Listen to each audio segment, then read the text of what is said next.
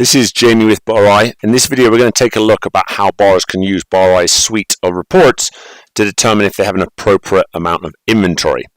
Obviously, having an appropriate amount is important. We need to have enough inventory so we do not run out of product and upset customers by being out of things.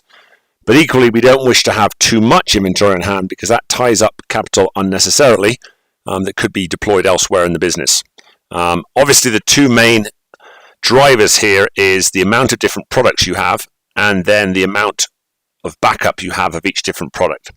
Let's take a look. So here in the browser version, if you click on reports and go to the summary reports, go ahead and click on products, and here you can see for the older reports, but this is the most recent report here, and you can see a breakdown here of the total number of products. So in this case, this bar has 252 products, and their inventory on hand is just about $140,000. So the question is that too much or too little for this bar? Well, what is appropriate for the bar depends really on your volume is the most important thing. And we like to look at how much we have on hand compared to how much we use each week. Let's take a look here at the sales report, and we see this bar is a very high volume bar that's doing about $140,000 in sales per week. And if you scroll down to the period sales, you can see that's very consistent week to week. Obviously, their liquor cost, that's the sales, so they're using a smaller percentage of that. If we look here on the commentary report, this is in the same suite of reports, scroll down to the bottom, there's a handy metric here that is the best way to determine if your inventory is too high or too low, which is looking at the weeks on hand. So this is simply dividing the amount of inventory we have today by the amount of inventory in each category which used each week.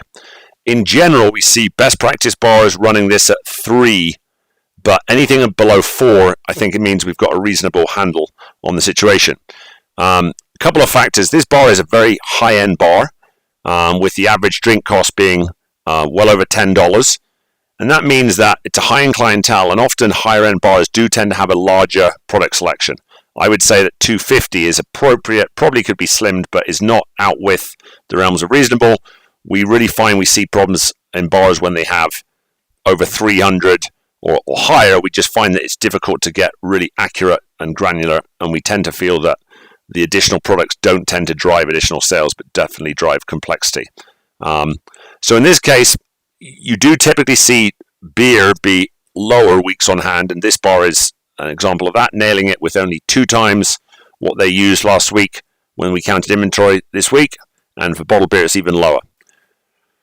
We'll come back to liquor. On the wine side of things, wine is a challenging category because this bar has 111 wines. Certainly they're not serving all of those by the glass, but obviously they have a high-end sort of captain's list, and that is attractive to their high-end clientele. And so it's difficult to say really if that is excessive, but to the extent we're keeping high-end bottles on hand so they can be sold, that's good. To the extent where we have too many of those, that obviously will drive higher.